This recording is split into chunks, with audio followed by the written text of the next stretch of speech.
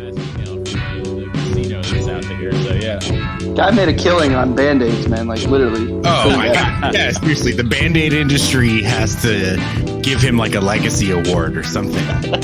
like Band-Aids have one purpose, but he literally like flipped that purpose on its head. You know what I mean? Like he's putting on Band-Aids for no reason now. You know what I mean? He's not even hurt. He doesn't even have a boo-boo or nothing. He's good. Do y'all remember when Dwayne Wade rocked the Band-Aid for a minute? He did rock the Band-Aid. That's right. You know, I know that you guys are Dwayne Wade, Dwayne Wade heads, but he is not the first to rock a Band-Aid. I just want to make that clear right now. Is there another player who rocked Penny Hardaway rocked the Band-Aid before Dwayne Wade did. Wow. Damn. I will put money on it. Yes, absolutely. See, folks, this is why you listen to the Free Ballers. You know what I'm saying? Free Ballers.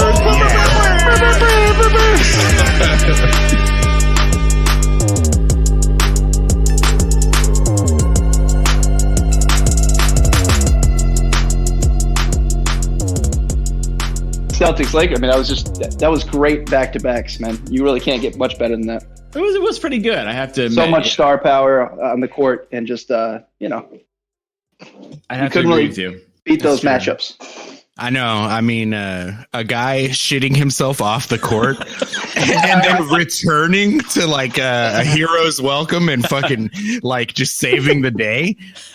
That's high drama. Like it doesn't get much better than that. Well, I mean, we're not talking like a Willis Reed situation here. Like he basically shit his pants, went to the locker room, took a shower, wiped his asshole, and then came back out. And it's like a mud butt Willis Reed, dude. For God's sakes, it's mud butt.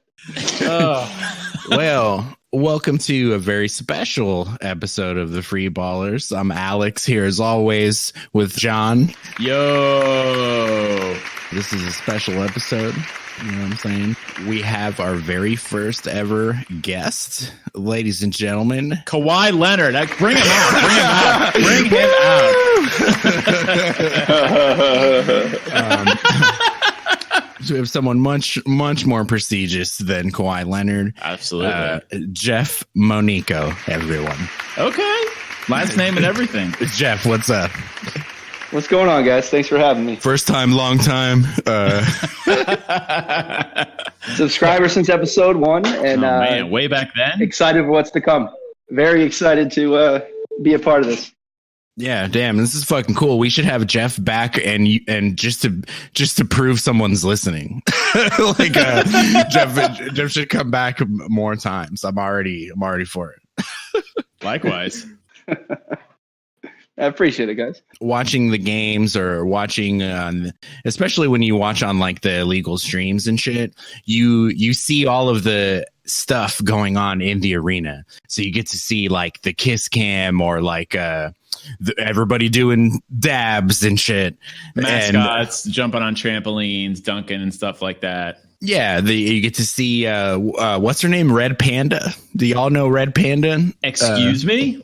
Do you know what I'm talking about? I do not. Can't say I've heard of a Red Panda before. I could be wrong on the name, but I'm pretty sure it's Red Panda. And at like, she's one of the most famous halftime performers. She spins plates like on a unicycle, like just on a unicycle, and it's out of control. She goes to like all NBA games, right? Like she goes to all of them. Yeah. She should be like, she's going to be in the Hall of Fame. She's going to be in the Hall of Fame probably before Chris Webber. That's fair. Oh, damn, man. Why you got to do that? Leave the man alone. Time out. Ah, damn, we ran out of. Oh, hell, that's a technical, dude. That's a Free Ballers podcast is always out of timeouts. We don't have any ever. No. Jeff, you have some experience in halftime events. Is that so? Yes, I was very fortunate to be able to participate in a shooting contest in halftime one time. Oh, man. Ooh, okay. There's nothing lucrative as far as a half-court, one-shot, take-all scenario, but I got to reap the benefits of standing on an NBA court, taking a few shots. It was worthwhile. I have to say that's hallowed ground. Like I've never stepped foot on an NBA court before. So seriously, yeah. just what did it feel like just to like step onto the floor? You know that scene, if this is going back, obviously, and it's dating myself, but with Field of Dreams, where you cross over into the ball field, and then you're a part of it. It felt like that. It's fucking beautiful, Jeff. You walk out there and I can't even explain it. There was one of the 2Ks that featured Jordan on the cover. It starts out with him running out of the tunnel. Yeah. That's what it felt like. I literally was sitting in front of probably 15 Heat dancers in the back area before you come out onto the court. And I didn't even care that was even going on because I was just like, I'm about to go out in front of whoever that doesn't get a hot dog or a beer right now and actually wants to see me, this goofy white dude, go out there and shoot a couple of balls.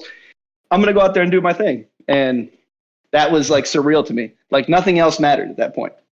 So what was the challenge that you had to do? Like, was it just making a single shot, or like what did they have you do? It was 5 spots, probably 12 to 15 feet in range, lined up from the free throw line and going off into the elbows, not 3-point range or anything. Like I said, 12, 15 feet max, going from the corner, almost like around the world. Around the world. Yeah. And ironically enough, the prize were trips to different places around the world. Oh, okay. So nice. That's pretty much all it was. Like I said, it was no run back and forth in like a big cheeseburger outfit or anything like that. I wasn't competing against anybody, but it was something that was right up my wheelhouse. Ever since I've played basketball, I've always enjoyed shooting. So I was like, okay, let's do this. I had like my jersey on, I had my Jordans on. Like I felt so ready, but so unprepared at the same time.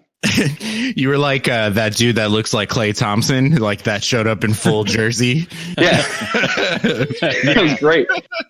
So which okay, yeah. So let you're kind of good at setting the scene here. But so what jersey were you wearing? Like were you nervous? Were your palms sweaty?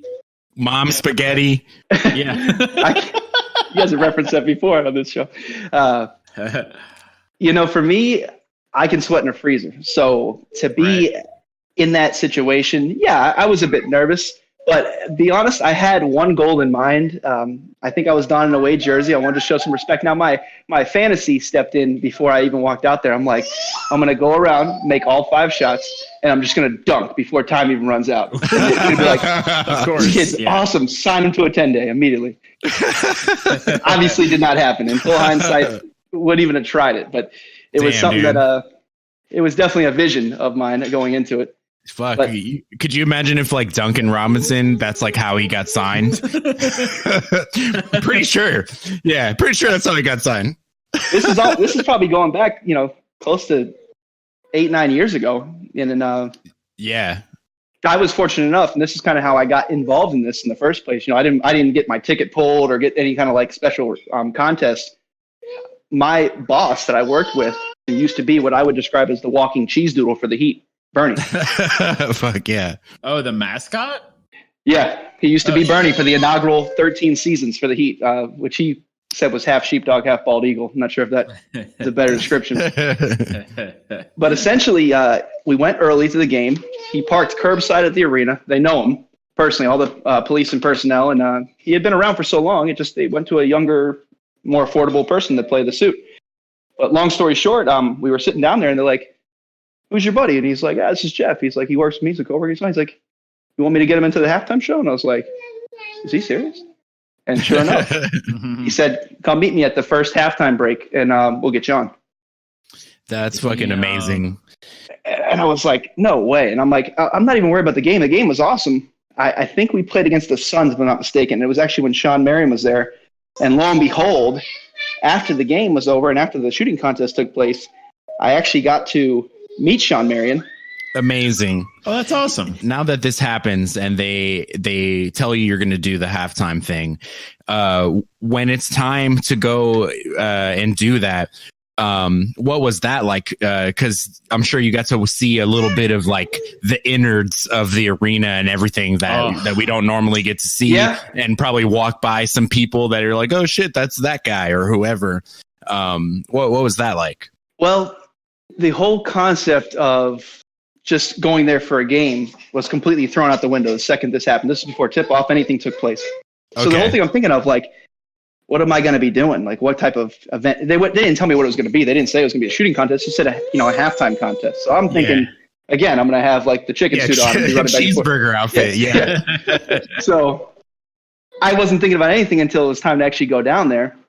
And then I'm like, what if I do something really dumb? And then I didn't even care a while, because then I'm walking down the hallway and here comes fully suited up Zoe. Oh, that's so cool. That's amazing. He was there obviously very early on in the Heat's tenure, and my boss knew him, and he's like, hey, what's going on, man? How you been? He's like, and I got to shake his hand and meet him. I was like, I followed your career. It's very good to meet you. He's like, I appreciate it. Very intimidating guy, obviously. One of the bigger, more muscular guys to play the game, and it's just cool to see him. Outside of uniform, outside of what you've seen on TV. Yeah. He's obviously out in the community a lot, but I've never frequented any of those Heat events. But it was cool to see him just like backstage, just doing his thing. And it was almost like WWE when you just see those camera shots. It's like that. You're walking through like a grayed out tunnel. Yeah. Some people, personnel walking by. But that was probably the starstruck moment for me until the actual event. Did he like turn around and like throw his jersey at you and then or he gave you a coat or something like that? Like did that how that went down? Or no, he was real cool and casual with it. He just came walking down the hallway. Like I said, he spotted my boss, recognized him immediately, and then I got introduced. Just real quick in passing. But there was no pat on the cheek like here's looking at you, kid, or anything like that. Do you remember? Cool. The hardcore title in WWF and like how you could challenge for it at any time, like 24 hours a day at any time, like any place, anytime you could just challenge whoever had it. Do you remember that? Yeah, of course. No pinfall matters anywhere. Yeah, just anywhere. They're just at Chipotle, like, and oh my God, that man has a family. Like, you bring like a ref into the restaurant with you. Speaking of like your the fantasy of going out there nailing all 5 shots and then dunking and then getting a 10-day, what they didn't tell you that the hardcore title rules applied. So right there, you just needed to give a solid stunner to Zoe, and then you would be on the team. You would actually be probably Miami Heat legend. That could have very well been like a secret in. I never would even have thought about that. Yeah, dude's only like 6'11", 270 or something. You're fine, man. You got it. Whatever. Well, I mean, again, I don't know how much Alex has told you about me, and I'm not bragging, but like, I'm 6'4". I play pretty good ball. Okay. You guys had a great conversation a couple episodes into the season about being able to try to make one basket in the NBA. Yes. And as good as I think I have been in my life in basketball, still I'm on the same philosophy that you and Alex were talking about. Do not think, unless it was a wing and a prayer or a chuck, and just getting lucky. No, these guys are way too good. Like, there's no way I'd go out there and ball in Brian Scalabrine. I didn't play high school ball. I was just a playground, let's go out there and see what we can do kind of guy. And we made the most of it, man. I was very fortunate to grow up in the neighborhood. Essentially, Jeff would totally dunk on Zoe. End of discussion. So 10-day contract, Miami Heat legend. The whole the whole nine. Yeah. He dunks on Zoe. Zoe makes that face from that meme or that GIF or whatever, or that where it's either Heat are losing by 30 to the Bulls, and he's just like sitting on the bench. He's just thinking to himself. It's such a sad, iconic GIF. Oh, I love it every time. It's so applicable in so many scenarios. All right, so you see Alonzo Mourning, holy shit! So then instant boner, yeah, rock solid. It was absolutely intense. So now are they leading you through the tunnel or something to kind of give you the rundown of what's going to happen? Or the guy that led what was called the Extreme Team at the time, really short, funny guy, and he's like, look, you're going to sit here. And as soon as they take a commercial break, because it was actually not directly during halftime at this point, we didn't get down there and situated early enough. Okay. So it actually happened in the middle of like a third quarter break. It was a really quick contest. Oh, damn. So like D Wade and them had to like watch you do this. They were on the bench. They were on the bench. Yeah, it's crazy. So it actually made it more like nerve-wracking. Yeah. Just thinking, like I said, like half the stadium was probably out getting a beer or something like that. It's actually more people in their seats. They're probably actually like are not trying to move at this time. Yeah, damn. They bamboozled you with that one. Yeah, they put me on the spot with them. So my buddy who came with me, he left to go hang out and talk with someone else, personnel that he had known from working there previously as Bernie. And I'm just sitting there by myself in one of those like nice leather black chairs, like basically courtside, with like I said, 15 Heat dancers or so behind me, and nothing but the open court. Is the game taking game's place? Going on right now? Oh, that's fucking amazing. And I'm on home side, so I'm seeing like, you know, Udonis Haslem and Wade, and I'm just like, wow, this is insane. You know? Yeah, that's fucking cool. And Never I have heard of him. I've had the privilege of actually sitting courtside just under a year ago as a gift. Yeah. And nothing, you know, I would think ever is going to compare to sitting there. You wouldn't want to sit anywhere else in the house, but that moment still doesn't replace what it was like, you know, so many years ago, ready to go out there and actually knowing you were going to step on the court, not just sit by it. Yeah. That's fucking cool. All right, so now what happens? There's like a timeout or something, and they're like, Spo looks at you and he's like, Monico, get in the fucking game. Yeah. So this spiky haired guy that also plays with the extreme team in the halftime show, the trampoline guys and whatnot. He's like, okay, we're gonna bring you out and get you on. There's gonna be a couple spots. Just follow our lead, and you know they'll tell you what to do on the intercom. And I was like, okay. So. You know, like I reached down almost like I had Reebok pumps on. You know, like I had to like get the shoes ready, like made sure my shoes were tight. Like I had jeans on and like I said, like a jersey with a under shirt. So I was like, okay, I'm about as ready as I'm gonna get. Mom spaghetti, dude. I actually had the last shot Jordans on, the 14s. Oh hell yeah! Oh, dripping, dude. So I go out there after they introduce me. Like, we're going to do a contest, you know, pay attention, bring yourself to the home side. We're going to bring Jeff out. And I'm like, okay, it's cool. I get my name on the intercom. Like, all right. all right. And I see these little 5, like a foam mat that you would stand on to shoot from.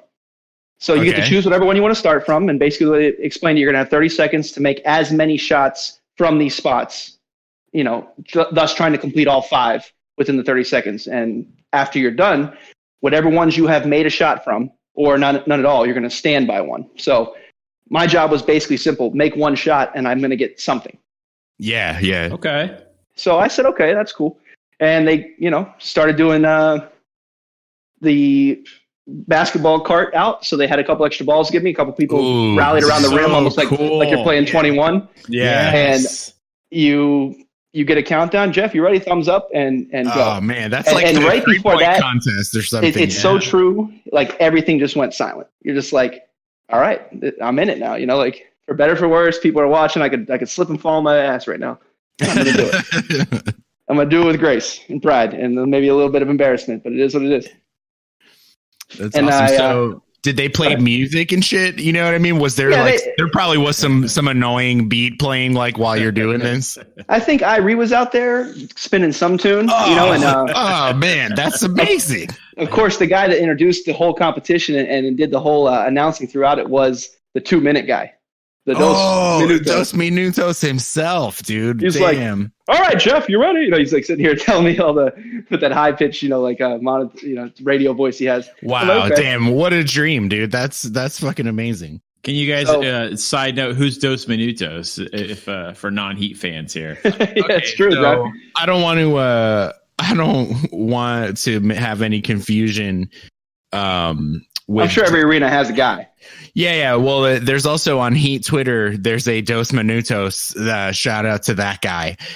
But it's not him. I'm talking about Michael Bayamonte. He is the in-arena announcer for the Heat. So like basically my entire like conscious life of watching the Heat, he's the guy who does like the introductions, you know, like the starting lineup, like you know, every single time that Dwayne Wade has ever been introduced as a Miami Heat starter, it's Michael Bayamonte doing this, you know. It's crazy. And we were calling him Dos Minutos because one of the things that the Heat fans do is at the 2-minute warning, he says 2 minutes, and then the whole crowd says Dos Minutos. Okay. it had to be his idea, because I feel like when he first started doing it, he would do the response to kind of like show people, and then it caught on. Now he doesn't even have to say, he just says 2 minutes. and then everyone just screams dos minutos. This happens at every Heat home game? Every Heat game, yeah. Every time there's 2 minutes left in the quarter, Yep. Okay. Which is why he's referenced as such. But like I said, he does have a name. Thank you for remembering now, because I wouldn't have time to look it up or remember it. But it was cool, because he brings you out there, asks if you're ready. I assume the very first spot, which was on the right elbow if you're facing the basket. So it was kind of like that Haslam sweet spot right there, like that 15-foot range. Nice. Yeah, that Brian Grant spot. Yeah, it was a little off the cut. So when they said go, I'm not worried about, where the next shot is. I'm just worried about making the very first shot to say 1,000%, I'm going to be 1 for 1 guaranteed. I could walk away right now and be like, nope, never miss a shot on NBA court. I'm out of here. Yeah. And sure enough, as soon as the horn sang right off the glass, I didn't call it, but oh, nice. Off the glass in. And I did like a little Tiger Woods fist pump and ran on to the next one. Hell yeah. So I don't mean to interrupt your story here, Jeff. No, you're fine. I'm getting a little confused. So I thought you said it was an around the world scenario. So I thought the idea was you just start at one spot, make one shot, go to the next one, take a shot, make it. Or am I confused as to what the actual the contest was here? Or once you make a shot, you're allowed to advance to any other shot that's available to you. You didn't have to go in any kind of order, they said. But essentially, when you make a shot, that locks that particular reward, whatever it was. And I had no idea. I wasn't privileged to what it was at the time. Okay. That locks you in. So if you make 1 shot out of 5, you're going home with something. But you have to stay. Awesome. Yeah. One of them's like a Popeye's chicken sandwich. You got to you got to select that shot wisely. So made the first shot, like I said, off glass, and went to the second shot. It clanked off the back iron, came back, and then I made this the next succession shot. So I was 2 for 3 at that point. And then I did go in order as around the world would be, and got to the free throw line. When I got there, all you see beyond that windowed plexiglass is faces. Yeah. I think most people, for the most part, weren't really paying attention. Not like everybody had like the little free throw knockers out or anything, or said anything. That would have been fucked up. I know, right? What a dick move. My head just got to me. I can't say I'm a career 90% free throw shooter or anything, but I don't think I'm a bad free throw shooter. I think I must have missed, obviously until the buzzer sounded, but I must have missed 9 free throws in a row. Like just Shaq. Oh my God. Like clank. Okay. Did you shoot them like a jump shot, or did you shoot it did you get like the little routine in, and you kind of, you stood you stood flat and shot it like a free throw? I think I shot it. I still have a DVD of this, actually, believe it or not. I haven't watched it in a very long time. My boss actually made sure that happened. Yeah, it was pretty cool. The free throw line was not very intimidating once you actually get to the distance part of it. But when you look up and you see the 100 seats, the 200 seats, the top of the arena looking back at you, you're just like, you don't even pay attention to basketball. I was looking beyond basketball. I was looking beyond the little 20-second left on the clock timer.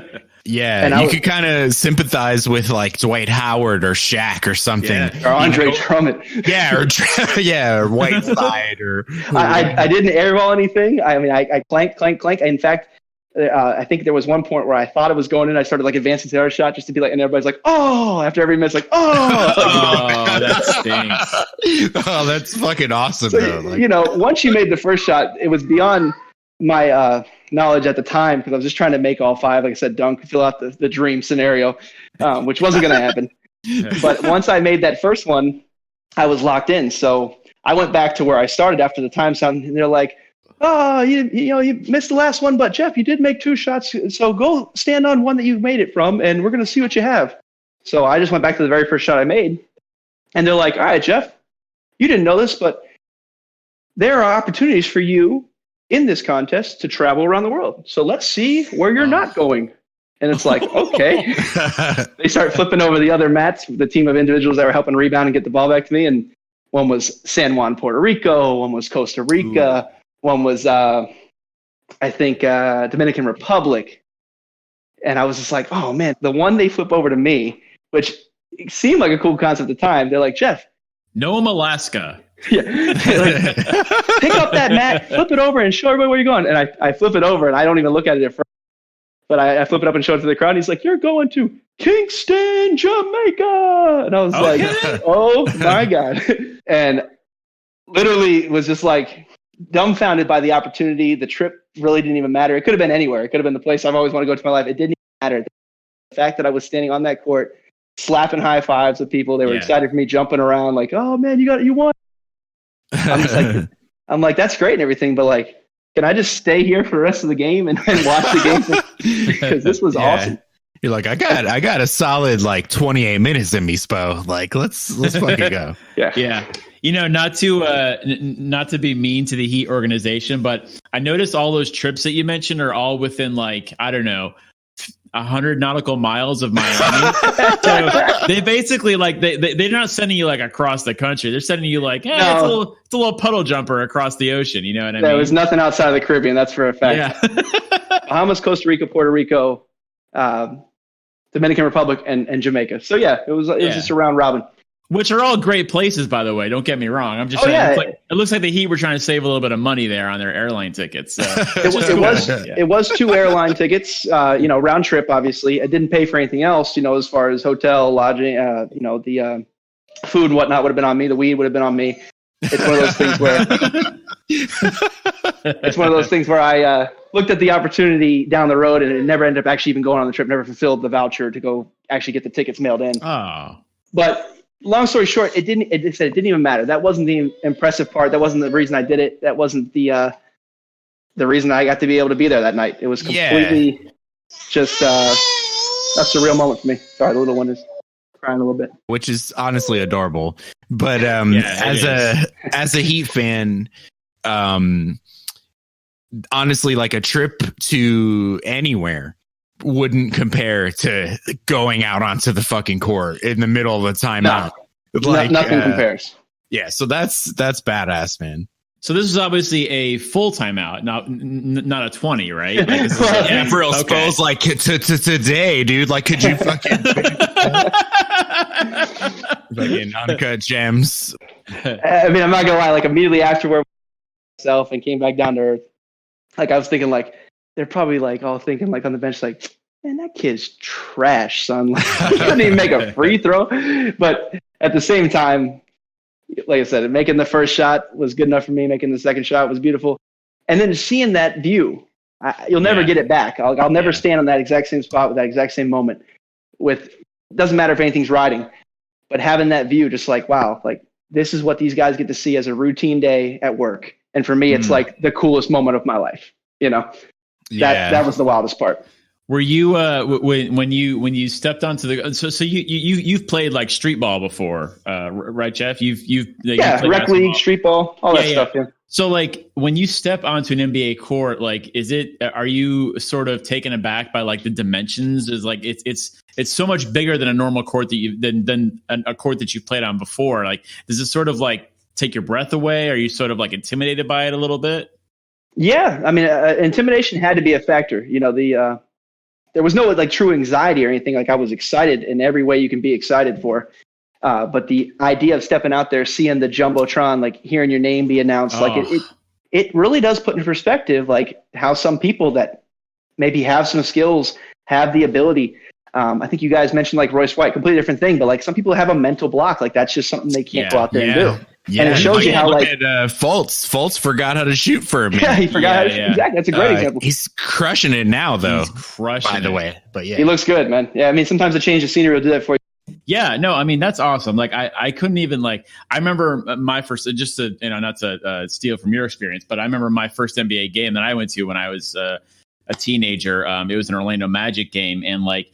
I had really good seats, and to the point where like my head was like level with like the players' heads. Like I'm talking like I look out on the court and I'm looking eye to eye with like Horace Grant. Wow, and it's like damn, and these guys are like you watch them on TV all the time, and then you see them right there, and you're like these guys are fucking huge. They are for real. They are big fucking dudes. Yeah. The time I got to sit courtside was recently last year, and Kelly Olynyk is a monster. Yeah, he's just a leading power of Canadian pizza. I mean, it's unbelievable. Canadian bacon, dude. Yeah, it makes no sense, man. It is wild, and like I said, I'm not a big stature guy, but I'm a pretty tall and lanky guy. And it's one of those things where it's like, I walk around most places here and feel like most of the time I can communicate over the crowd. I'm one of the taller guys in the room, and there you're just average at best. Yeah, that's nuts. That's nuts. I'm glad you brought up Kelly Olynyk, a guy that we can all share as a Celtics. Yes, it was a little bit of a pre-planned. That's fair. Name drop there.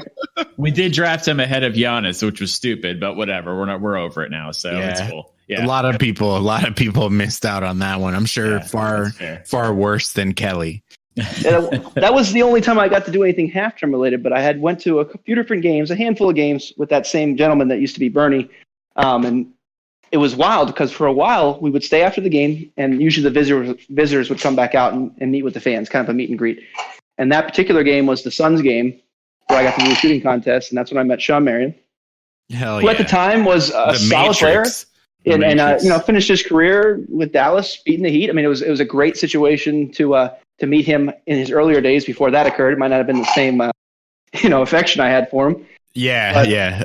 I had the big program guide that they gave out in the beginning of the game, and his picture was in it. And I asked him if he could sign it. He signs it, and lo and behold, a season or two after that, if I'm not mistaken, he became a Heat player. I was like, this is just creepy. Yeah, and that's crazy. A few, maybe a season or two after that, I went to another game, and that's back when Chris Paul was led by Byron Scott as the coach for the New Orleans Hornets. Yeah, yeah.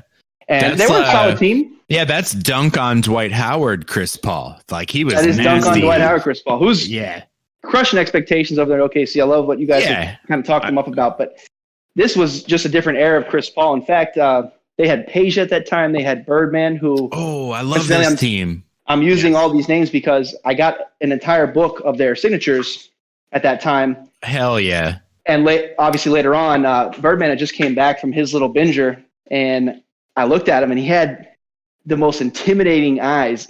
He's another big guy. Yeah. And I was like, "Hey, man, it's good to have you back, man. You're a great player." And he's like, "It's good to be back, brother. It's good to be back." And I was like, "Oh." And he was just like super intense, man. But I mean, he became a Heat player too, so I felt like I had like a percentage of meeting people to getting them on the team, and I was very excited to know two solid players like that came over. That's it. You fucking heard it here first. Jeff brought Sean Marion and Chris Anderson heavy recruitment. Did not violate any rules. Yeah, fucking breaking news. Well before the days of social media. But it was intense. It was awesome. Like I said, it was a good string of a couple of years working with that guy and having that opportunity. I thank him still to this day because, like I said, it's a memory I'm going to carry with me, literally as a DVD for the rest of my life. I'm never going to get rid of that. That's so cool. That's rad. Thanks for coming on and talking to us about this. Like, your first ever guest on the Free Ballers podcast, it's an honor and a privilege, guys. There's really no way to describe it. To be a part of something that it seems like on the way to work, I don't even know you guys like that, and then I get to meet John now, knowing Alex growing up. Like, wow, this is something that you guys get to do for fun. True. And to be a part of it like this, for a story that I don't think anybody else would really care to listen to at first. You guys intrigued me. This is interesting, Jeff, man. I have to admit, it's an honor to meet me. It really is. It really is. It's true. This is a memory that you will carry for the rest of your life. I'm sorry we don't have a DVD for you or anything. I don't even know how to delete your guys' episodes. So as long as I have an iPhone, it'll be on my iCloud forever. If you want, dude, like if you want to go to like the DR or the Dominican Republic, Jamaica, we'll get you a ticket, dude. We'll fulfill the. I think Alex and I can split that. Actually, yeah, for sure. Damn, man. Well, wait. So do you have any? So you kind of just like you happen to know. You said okay. So if I'm backing up here, you knew the gentleman who knew Bernie, the person who is the no. He literally used to wear the orange costume and the sneakers. He literally he used to. Oh, okay. The guy that I'm talking about, my old boss, when he was there, and even afterwards. Big kid. He never had kids of his own, so I felt honored just that he would even think of me in that light to bring me there. And in all honesty, he's a clown. He literally almost envisions or bodies Bernie when you see him. You're like, I could totally see you wearing this goofy cheese doodle outfit. Isn't being Bernie or being like Gorilla or whatever, whatever his name is, I forget his name. Yeah, isn't that kind of like the closest real life adult thing you can do to being Batman? Like, I feel like you know what I mean? So like, it's almost like meeting your former boss. It's almost like what you were just talking about is got to be similar to like if you met Bruce Wayne and you're like starting to look at him and you're like, I think something familiar about this guy. Like, I'm telling you, if you met him tomorrow and he told you, yeah, I used to work for Miami Heat, you'd be like, you were the mascot, right? Like you had to be. There'd be no other way around it. Like, I see. Yeah. Okay, Jeff. I don't know if you remember this or not, but I wonder: is this dude we're talking about? Was he Bernie? Do you remember when Bernie? He did like a front flip or some shit. He fell on a lady. Yeah, this is that Bernie. Okay. So look, not quite a front flip, but essentially he used to come up with some of the wildest ideas. He's a big, 70s, 60s rock guy. Three Dog Night, he's a big, yeah. He's a great dude, but he would get very outlandish with his stunts, and he's a big practical jokester. So the team was playing overseas. I want to say like they had like a game in Puerto Rico or something like that, if I'm not mistaken. Yeah, that's exactly what it was. Yeah. They were playing music and he tried to pull out the dance and she was like a little bit resistant, like, no, I don't want to. And I guess her purse or something got caught at some junction of like the begging and pleading for her to come out and dance. And she got hurt coming off the chair. Like she just literally like took a dive, And if you Googled like, Bernie, Puerto Rico, you'd find yourself a pretty interesting article and pretty much his resignation somewhere in there, I'm sure. It was apology, lawsuit, whatever. But he's a good guy. He wouldn't do it intentionally to hurt anybody. Just, she wasn't an agile lady. It's funny when you started telling the story, basically your story, Jeff. I Googled just Bernie, and I knew how to spell it automatically. Burnie. I'm a big fan of puns, and so I really appreciate the name. But I Googled Bernie Miami Heat, and like you got 1, 2, third article down. Florida's most terrifying mascot, Miami Heat. and then number 4. The number 4 one is from like MiamiHerald.com. Bernie's hijinks lead to another lawsuit against Miami Heat. ... I'm like, what the hell is up with this dude? Like Bernie is like the action park of mascots. You know that? He is, yeah. That amusement park where everybody just got all hurt and shit. In New Jersey. Yeah. like you don't hear about this stuff from like Benny the Bull. Everybody loves Benny the Bull. He's got a little rivalry going on with Robin Lopez. With Robin Lopez. Yeah. It's awesome. It's fun. He never does anything wrong. Benny the Bull is perfect. But apparently, Bernie, who it's just that's his name, Bernie, Burnie. I still love the name, by the way. Has had lawsuits. I mean, what the hell is happening down there? You got to understand Bernie, the man. We can't judge Bernie. Yeah. We got to look at, the true content of Bernie's character, and he's a good guy. You just got to be on your P's and Q's when you're hanging out with him.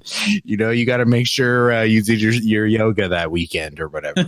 And I will tell you this, just knowing more about the guy and his personal life, they literally collaborate for a trip once a year, like other mascots, Billy the Marlin, TV the Dog. That's fucking awesome. God, for and real.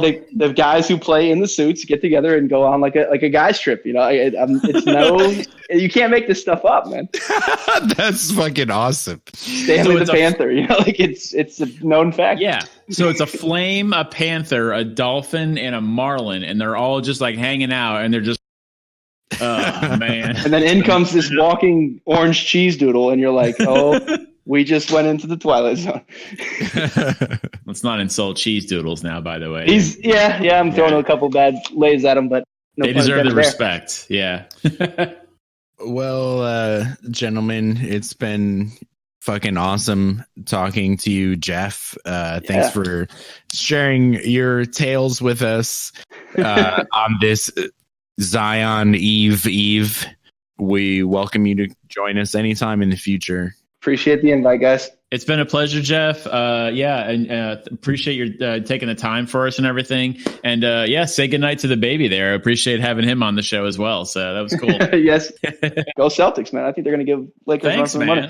That's so nice of you to hear. That's so nice to hear from you, actually. Yeah, Hey, they deserve it because they had full opportunity to root Kemba and just didn't work out for them. So they did. That's true. Yeah, he's playing good ball, man. He fit the right piece. It was a perfect setup for him. I agree. I mean, it could have been Bradley Beal, but I'll take Kemba Walker. It's fine. You know, we have an embarrassment of riches up there in Boston, so it is what it is. Love Kemba, man.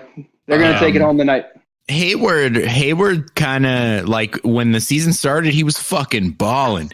And like since he's been back this most recent time, I haven't noticed him doing too much. Like, how's that going? Yeah, he had that. So he had the like hand injury that he got in a Spurs game. So he like ran into like a pick from LaMarcus Aldridge and like injured his hand. So he's kind of still recovering from that. But he's still like a solid player that like teams would like to have like at least coming out their bench. Like, how's his hair? Is his hair still like solid? You know, for a white guy like him, his hair game and his beard game is strong. You know it.